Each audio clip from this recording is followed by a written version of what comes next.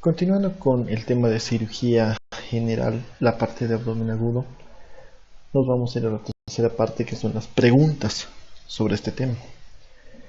¿Qué es el signo de Bloomberg? Inciso A es el dolor a la descompresión brusca en fosa ilíaca derecha. Inciso B, dolor a la palpación profunda en el lado contralateral al órgano inflamado. Inciso C, dolor que se provoca con la palpación profunda en hipocondrio derecho durante la inspiración profunda. Inciso D, dolor abdominal que se intensifica con la tos. Inciso E, ninguno de los anteriores.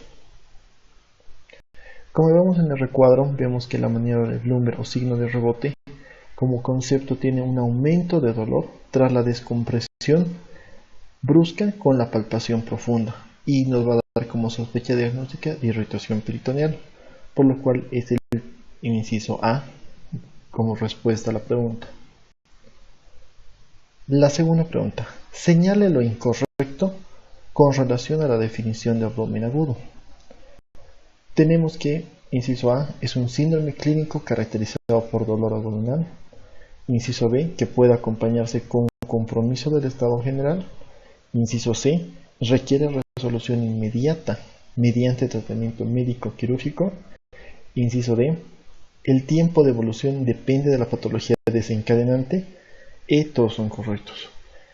Yéndonos al concepto de la clase que dimos, podemos volver a repasar que es una entidad multisindromática compleja que crea situaciones de emergencia. Aquí ya nos está dando la respuesta, que va a llevar a una agresión al compartimiento peritoneal, desencadena una fisiopatología abdominal y sistemática, evolutivamente grave y rápida. Entonces, toda esta respuesta que va a causar tanto abdominal como multisistémica va a ser rápida, por lo cual no depende de cada patología. Entonces la respuesta sería el inciso D, que ha sido la parte incorrecta dentro de las opciones. ¿Cuál de las siguientes situaciones endocrino-metabólicas no suele ser causa de abdomen agudo? Inciso A, fracaso suprarrenal agudo. Inciso B, hipotiroidismo. Inciso C, porfiria. D, hiperlipidemia. E, alcalosis metabólica. Si nos vamos al cuadro de causas no quirúrgicas de abdomen agudo, entre las endocrino-metabólicas vamos a tener la uremia, la crisis diabética, las crisis addisonianas, que son las suprarrenales, porfiria intermitente, fiebre mediterránea hereditaria. Entonces, como respuesta tenemos de que el último inciso de la alcalosis es la respuesta incorrecta. No se considera indicación quirúrgica de la pancreatitis aguda. A, el absceso pancreático. B, hemorragia intraabdominal masiva. C, abdomen agudo persistente. D, necrosis pancreática estéril. E, perforación intestinal. A pesar de que no hemos revisado aún el tema de pancreatitis aguda, porque ese es un tema que lo vamos a dar más adelante, cabe recalcar que dentro del manejo multidisciplinario que va a tener esta patología, podemos irnos a la parte final. Las pancreatitis agudas severas son aquellas las que van a tender a irse a dos caminos: a realizar una necrosis pancreática estéril y una necrosis pancreática infectada. Y como ven acá, la necrosis pancreática estéril va a tener un tratamiento conservador, la cual va a considerar una intervención o un drenaje tardío, que es todo lo contrario a la parte de la infectada, que esta sí va a tener que utilizar antibióticos terapéuticos desde el inicio y tiene que estar considerado el drenaje de la necrosectomía. Entonces, como vemos, la respuesta es que la necrosis pancreática estéril no se opera de inicio, es un tratamiento conservador. ¿Cuál es el estudio complementario que debe efectuarse en primer lugar en un paciente con dolor abdominal agudo?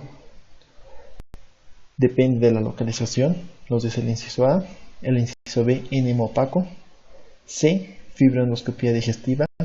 D, radiografía simple de abdomen. E, un tránsito esófago gastroduodenal. Bueno, la radiografía simple de abdomen es uno de los estudios de imagen para evaluar este tipo de dolor abdominal, ya que con una simple radiografía de abdomen se pueden obtener bastantes datos que pueden venir a confirmar nuestra guía clínica, y es una manera rápida y de un costo bajo. Como vemos acá, con una simple radiografía de abdomen ya podemos diagnosticar lo que clínicamente para nosotros será un vólulo y ya confirmamos. No habría la necesidad de hacer un enema opaco o una fibroendoscopía o otro de los estudios, sino una simple radiografía. Entonces es el primer estudio que se debe realizar. ¿Cuál es la causa más frecuente de dolor localizado en el cuadrante superior derecho? Úlcera péptica, isquemia mesentérica, colelitiasis, apendicitis y neumonía. Al hablar del cuadrante superior derecho, nos vamos al hipocondrio derecho, la cual nos da las primeras causas, la colecistitis y la colangitis. Es decir, el hipocondrio derecho sobre todo va a venir a recalcar la patología biliar. Entonces, esta es la que con mayor frecuencia vamos a presentar a ese nivel. Señale lo correcto. La ultrasonografía es el estudio con alta sensibilidad y especificidad para la úlcera péptica. B. La tomografía computarizada es el estudio de elección en el diagnóstico de colelitiasis. C. La laparoscopía es una herramienta útil para el manejo del trastorno apendicular. Inciso D. La ultrasonografía es el estudio de elección en el diagnóstico de la colelitiasis y obstrucción de conducto biliar. E. Ninguno. Bueno, creo que la respuesta es clara y fácil de entender, que es el inciso D, ya que el ultrasonido hepatobiliar, desde su aparición en 1960, ha sido el método de primera elección para el estudio de la colelitiasis.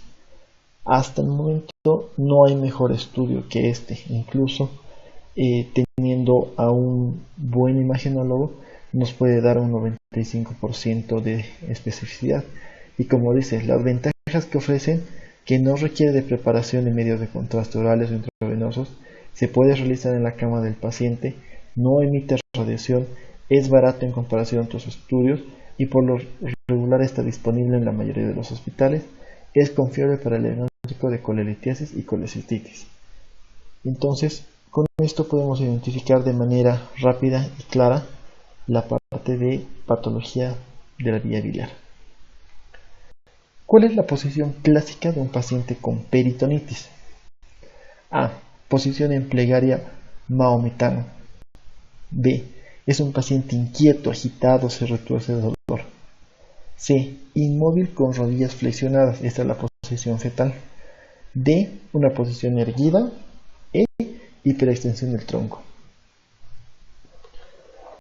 Si nos vamos a ver y nos ponemos a pensar, en la exploración física comienza siempre con una infección general, debido a que el paciente va a presentar este dolor con irritación peritoneal.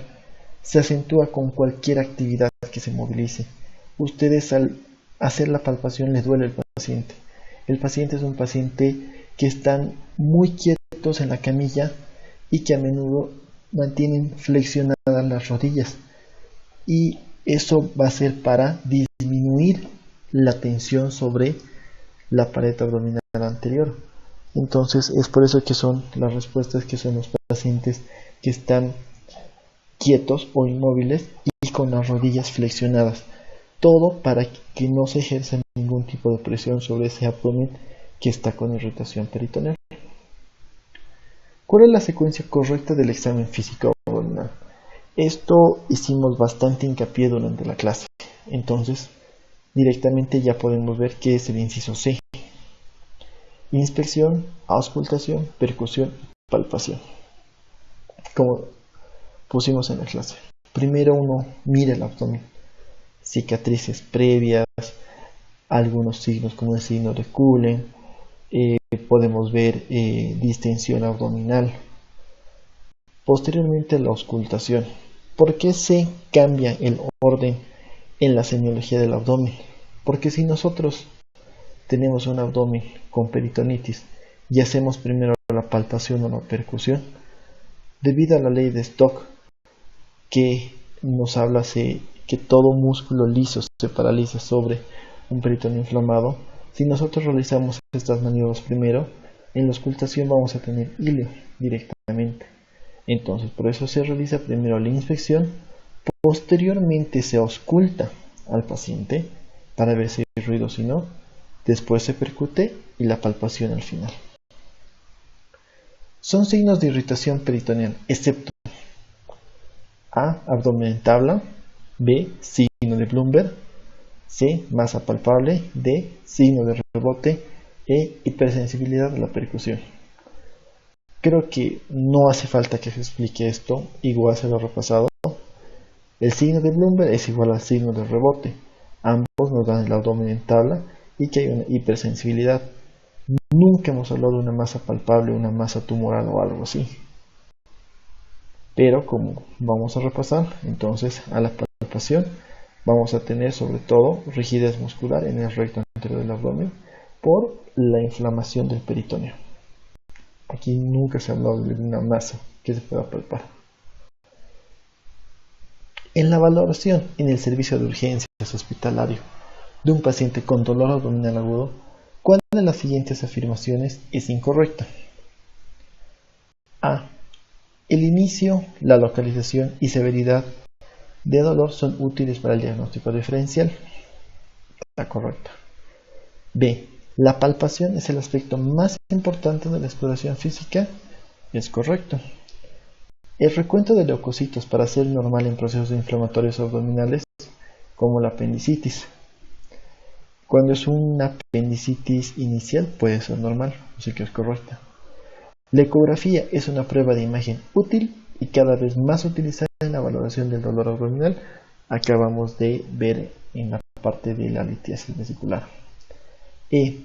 No debe administrarse medicación analgésica hasta que el cirujano valore al paciente porque puede oscurecerse el cuadro. Bueno, esta es la parte incorrecta y esto va debido a que Zachary Kopp publicó en la primera edición en el libro Diagnóstico Temprano del Abdomen Agudo, donde él estableció como una regla no aplicar analgésicos cuando el dolor abdominal agudo es de origen desconocido, debido a que enmascaran los síntomas. Esto propuso que se realizaran varios estudios y en sí, al realizar un metaanálisis el 2002, solo se han encontrado 8 informes del efecto de la analgesia sobre el diagnóstico del abdomen, a causa de que hay aún mucha disparidad, mucha discusión. No se puede hacer todavía una regla sobre ver analgesia versus no analgesia. En ningún estudio hubo una asociación entre la analgesia y el deterioro del diagnóstico o enmascaramiento peligroso de los hallazgos de la exploración física, y la conclusión mostró que el no dar analgésicos en forma temprana para el dolor abdominal es más una costumbre y no está basada en evidencia. Esto debe ser un tema de investigación, ya que muchos trabajos sugieren que la analgesia es segura. Este tema al momento es incluso tema de discusión en muchos centros, ya que muchos de la escuela antigua manejan de que no debe darse porque se enmascara, y esto va principalmente por la parte de la enseñanza. No es lo mismo que un médico que esté iniciando valore a que el cirujano. Entonces, muchas veces se cometió el error de que estos pacientes con dolor abdominal en estudio se les puso un analgésico fuerte y se iban a la casa y obviamente volvían. Es por eso que se puso esa regla. Ahora, sobre todo, el nuevo manejo del abdomen agudo y el dolor abdominal en estudio es: paciente con dolor abdominal debe evaluarse y debe mantenerse en observación de 4 a 6 horas mínimamente, y si el dolor persiste ya debe ser internado y con laboratorios seriado, se podría decir, y obviamente en observación. En este caso sí se podría dar la analgesia y, como dicen, o sea, la analgesia no va a tener que enmascarar algo más o no va a deteriorar más el estado, más bien lo va a calmar al paciente, pero eso depende de cada centro donde esté. Una de las siguientes afirmaciones no es correcta con respecto al diagnóstico del abdomen agudo. La radiología simple permite visualizar la presencia de gas en vasos portales o mesentéricos y en localización retroperitoneal. Es correcta. La tomografía ha contribuido a mejorar la localización anatómica de las lesiones causantes del abdomen agudo frente a una exploración clínica o ecográfica. ¿Sí tiene mayor sensibilidad la tomografía y mayor especificidad? Sí, en esa parte sí es correcta. La tomografía ha demostrado ser útil en el diagnóstico de la apendicitis aguda. La ecografía no permite valorar adecuadamente los vasos ni las lesiones retroperitoneales. En el estudio del abdomen agudo, la tomografía ha demostrado ser más eficaz que la ecografía para valorar las lesiones de páncreas y sus complicaciones. Bueno, lo que no es correcto es el inciso D, pero esta vez vamos a responder diferente. Todos los incisos nos hablaban sobre todo de la tomografía, entonces para que quede claro esto. Numerosos estudios han constatado la exactitud y utilidad de la tomografía de abdomen y pelvis para la evaluación del abdomen agudo. Muchas de las causas más frecuentes del abdomen agudo y sus complicaciones son fácilmente identificables con el estudio de tomografía. Un notable ejemplo es la apendicitis. Radiografías, ecografías no mostraron, pero con una tomografía adecuada, con contraste, se puede visualizar.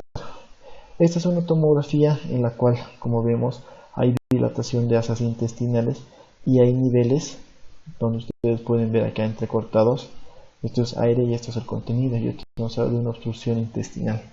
Entonces son diversos diagnósticos que nos ayuda la tomografía. Y en el inciso que era incorrecto, que nos decía que la ecografía no puede ver vasos y tumores retroperitoneales, es totalmente incorrecto, porque existe la ecografía Doppler, que es el método de diagnóstico para toda la parte arterial y venosa. Entonces la ecografía sí te cubre todo eso. Vámonos a un caso clínico corto. Un hombre de 50 años acude a un servicio de urgencias del centro de salud presentando un cuadro de dolor abdominal súbito. ¿Cuál de las siguientes causas de dolor se plantearía en último lugar? Paciente de 50 años. Infarto agudo de miocardio, diverticulitis, perforación de úlcera péptica, aneurisma disecante de aorta, embolia mesentérica. Si nos damos cuenta, el infarto, la perforación, el aneurisma y la embolia mesentérica son cuadros de dolor agudo y súbito, en comparación a una diverticulitis, que este es un dolor más de más larga data. Aunque si nos vamos a la patología más frecuente del abdomen agudo, podemos igual constatar de que primero es la obstrucción intestinal, segundo es la isquemia intestinal y el último nos queda la diverticulitis. Entonces, obviamente, el caso clínico nos habla también de forma súbita. Allí también estaría un aneurisma disecante de aorta o un infarto agudo de miocardio. Entonces, como vemos, el menos frecuente es la enfermedad diverticular. Una de las afirmaciones siguientes con respecto al dolor visceral abdominal es falsa. El dolor visceral se transmite por el sistema autónomo simpático. ¿Sí? El dolor visceral es definido como profundo y difícil de localizar por el paciente. También es correcto. El dolor visceral suele referirse a la línea media del abdomen, especialmente en epigastro y mesogastrio. El peritoneo visceral es sensible al estiramiento. El peritoneo visceral es sensible a estímulos térmicos. Esta es la respuesta falsa, porque si nos vamos a la parte del tema que hemos avanzado, el dolor visceral es desencadenado por un estímulo que actúa sobre las terminaciones sensoriales de la víscera. por distensión de la luz o del asa, contracción de la musculatura visceral, tracción de los mesos o por irritación química en el caso de un bilio-peritoneo. En ningún momento nos habla de algo de lo anterior. ¿En cuál de los siguientes casos la laparoscopía puede ofrecer más ventajas que la laparotomía convencional en el manejo de un abdomen agudo? Niños con clínica típica de apendicitis aguda, mujeres infértil con dudas entre apendicitis y anexcitis, jóvenes con peritonitis de origen no claro, adultos con plastroma appendicular, ancianos con sepsis severa con colangitis aguda. Bueno, si aquí vemos laparoscopía versus laparotomía, obviamente la respuesta va a ser mujer fértil con duda entre apendicitis y anexcitis, porque en estos pacientes cuando uno tiene la duda y no te da un cuadro claro en comparación a un joven con peritonitis, que obviamente es claro la masa del plastroma appendicular, ancianos con sepsis, entonces es acá cuando se plantea la laparoscopía diagnóstica, y en la cual vamos a tener tres tipos de laparoscopía de urgencia. La diagnóstica puro, que resuelve la duda diagnóstica y evita una intervención quirúrgica mayor, es decir, una laparotomía.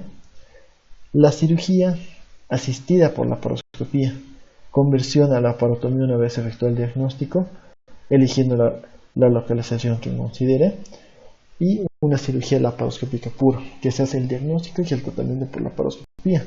Y esto es lo que sucede frecuentemente cuando uno entra a operar una paciente de sexo femenina, joven, que empieza con un cuadro abdominal en fosa ilíaca derecha y en hipogastrio. Normalmente antes se entraba por una laparotomía, se hacía una incisión, ya sea una paramediana, pensando que era una apendicitis y resultaba que era patología ginecológica, entonces tenía que ampliar. En este caso, al entrar y al hacer la laparoscopía, uno ya se puede encontrar de que no es una apendicitis, sino que se trata de ya sea de una anexitis, un quiste de ovario roto, un embarazo ectópico, y en el cual entre puede ver cualquier tipo de, obviamente, sangre por un quiste hemorrágico, y como esto irrita, y este tipo de irritación obviamente nos trae mayor duda. Entonces la laparoscopía diagnóstica, sobre todo en este tipo de pacientes. Vámonos a otro tipo de caso clínico corto. Paciente de 70 años en tratamiento con AINES por artrosis. Acude a urgencias por un cuadro de dolor abdominal de instalación brusca en epigastrio, irradiado fosa ilíaca derecha e ilio paralítico, presentando a la exploración clínica un abdomen en tabla. El examen de la sangre muestra leucocitos y las pruebas de imagen no son concluyentes. ¿Cuál sería su actitud más adecuada? Bueno, paciente mayor con medicamentos AINES que son gastrolesivos por artrosis, es decir, que el paciente toma todos los días, un dolor abdominal brusco en epigastrio, que está con signos de peritonitis porque dice abdomen en tabla. ¿Cuál sería la actitud terapéutica más adecuada? A. Colocación de sonda nasogástrica, sueros y antibiótico. B. Alimentación parenteral, omeprazol y antibiótico. Cirugía abdominal acción por incisión McBurney. Cirugía abdominal acción por una laparotomía media. Y E. Una penestomía laparoscópica. O sea, el paciente y todo el relato te está gritando que lo operes. El abdomen en tabla es signo de urgencia quirúrgica. Aquí y en el resto del mundo esto se opera. Y al ser un paciente mayor podemos ver, podemos tener varios diagnósticos, empezando por una perforación gástrica, pasando por una perforación intestinal, una isquemia intestinal. Entonces, ¿qué tenemos que hacer? Hay que hacer una cirugía abdominal, acceder por una laparotomía media, porque entrando por la línea media tienes el chance de poder extenderte hasta el epigastrio, o si fuera otra patología, hasta la parte de hipogastrio, y te da el chance de poder revisar todo. Acá, como dice, paciente con comienzos agudos, sí, Signos peritoneales, radiografía abdominal no concluyente, ahí no lo operas, no esperas otra cosa. Acá de frente es paciente para cirugía. Y obviamente vas a entrar y vas a poder encontrar desde una isquemia pasando a una perforación gástrica o qué sé yo. Hay muchas patologías que te pueden dar en pacientes mayores y ancianos. Pero paciente con esos datos se opera por una laparotomía media.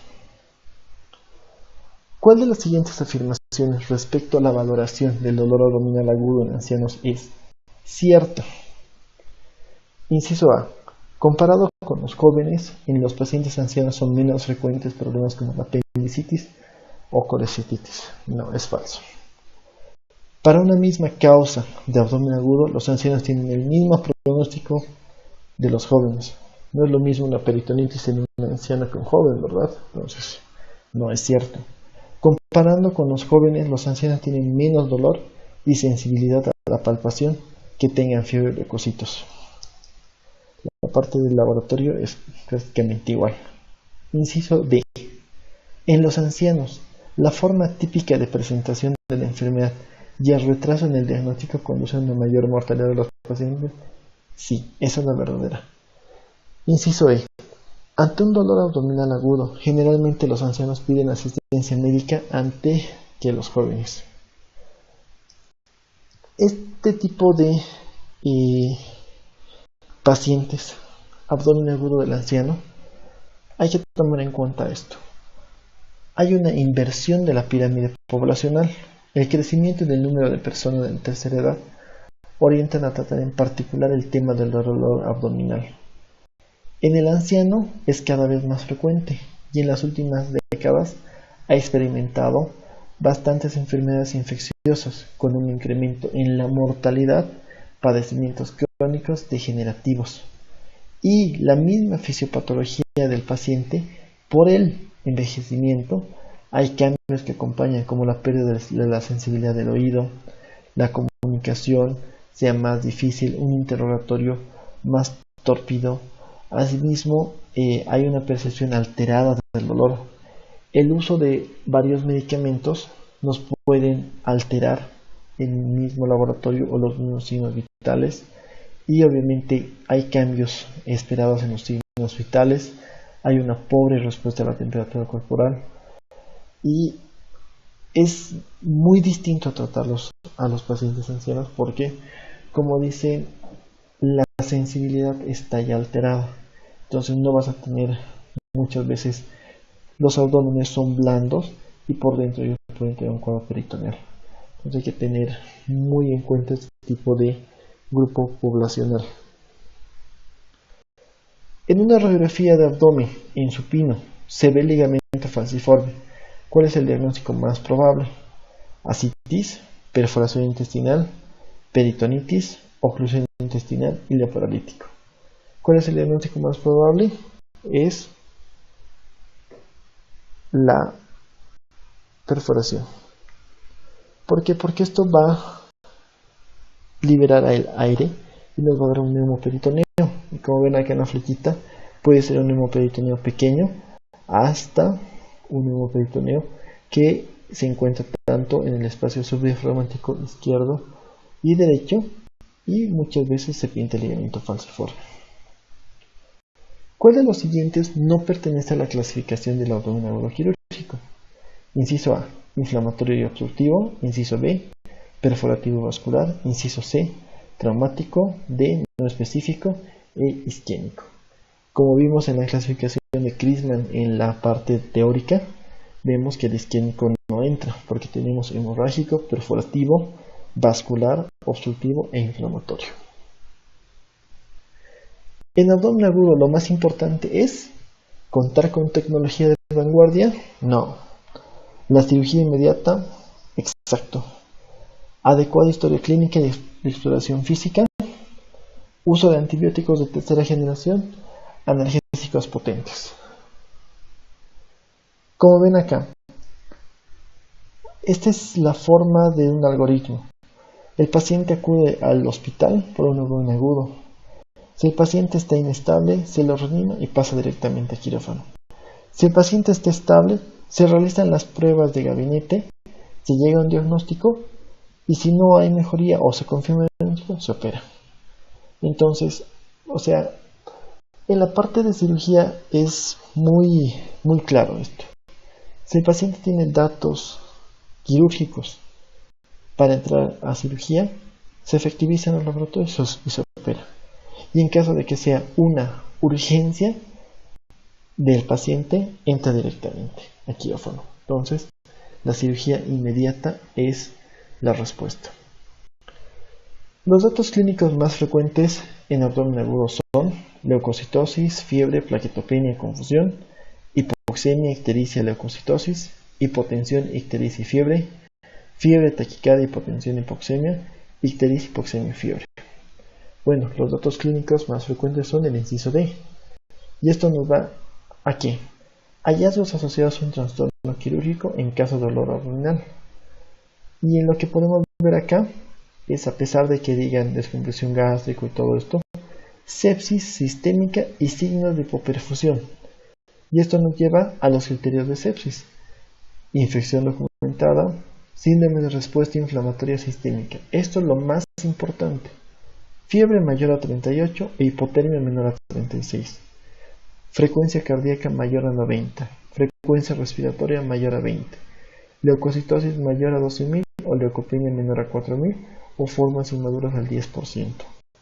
Y dentro de la sepsis grave ya viene a estar la parte de la alteración de la conciencia, cuando hay hipoperfusión tisular. Entonces vemos que ese inciso es el que nos da la respuesta, pero llenemos a los criterios diagnósticos de la sepsis. Un absceso en fondo de saco de Douglas se puede valorar en la exploración clínica con maniobra de Murphy, incorrecto, esto valora hipocondrio derecho. B, un tacto rectal, es lo correcto.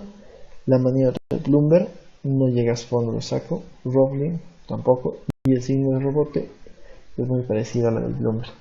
Entonces, ¿cuál es la mejor exploración clínica? El tacto rectal. El tacto rectal se debe realizar en forma rutinaria a todos los pacientes con sospecha de dolor abdominal, ya que, como nos dice la literatura, al ingresar por medio del tacto podemos valorar, ya sea en varones o mujeres, la parte del fondo recto vesical o fondo del saco de Douglas. Y en caso de las mujeres puede llegar incluso a valorar la parte de algún tipo de anexitis o alguna patología a nivel uterino. Entonces es una prueba muy buena y tiene que ser rutinaria para el diagnóstico del abdomen agudo y para valorar en este caso el fondo del saco.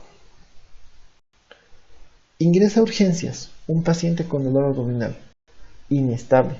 ¿Qué es lo que recomendaría? Analgesia y toma de signos vitales, inciso A. Inciso B, ecografía abdominal portátil vía periférica y aviso al cirujano. Inciso C, exploración física. Inciso D, vía periférica y radiografías. Inciso E, ecografía abdominal portátil, electrocardiograma, vía cirujano de guardia y enzimas. En este caso sí es el inciso C, porque es un paciente con un dolor abdominal y que se encuentra inestable hemodinámicamente, y al tener esto sí se justifica la parte de un electrocardiograma. Y es lo mismo que les digo acá: una vez que entra el paciente se tiene que hacer la exploración, el electrocardiograma, las proyecciones, laboratorio, ecografías, y también se deben realizar algunas enzimas en caso de que tengamos que alguna sospecha de alguna patología cardíaca o algo así. Cite cuáles serían los síntomas de un paciente que acude a urgencias con abdomen agudo y presencia de signos de peritonitis. Fiebre y dolor abdominal, no. B, no dolor a la descompresión, defensa o ausencia de ruidos intestinales, no. C, dolor a la palpación profunda, fiebre y leucocitosis. Nos hace dudar esa pregunta. D, dolor a la descompresión, defensa y ausencia de ruidos intestinales. E, fiebre, ausencia de ruidos. Bueno, está claro. La respuesta es el inciso D, porque es el dolor a la descompresión, que es el Plumber, defensa y ausencia de ruidos intestinales, que es la ley de Stock, y es lo que ya repasamos varias veces. ¿En cuál de las siguientes situaciones se aconseja intervención terapéutica? Sospecha de apendicitis aguda en las primeras 72 horas de evolución. Se opera. Masa pulsátil con compromiso hemodinámico, puede ser un aneurisma, tendría que entrar a una cirugía. Dolor en fosa ilíaca derecha y visualización del apenicolito por radiografía, este paciente ya tiene que estar en quirófano. Paciente con pentada de Reynolds. La pentada de Reynolds es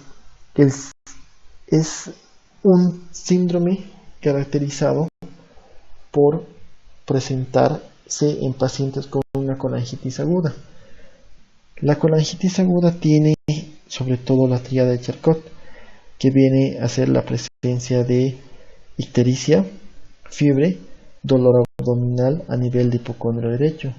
Y para que entre dentro de la pentada de Reynolds, a esto se suman dos: una alteración en la coagulación y alteración del estado de la conciencia.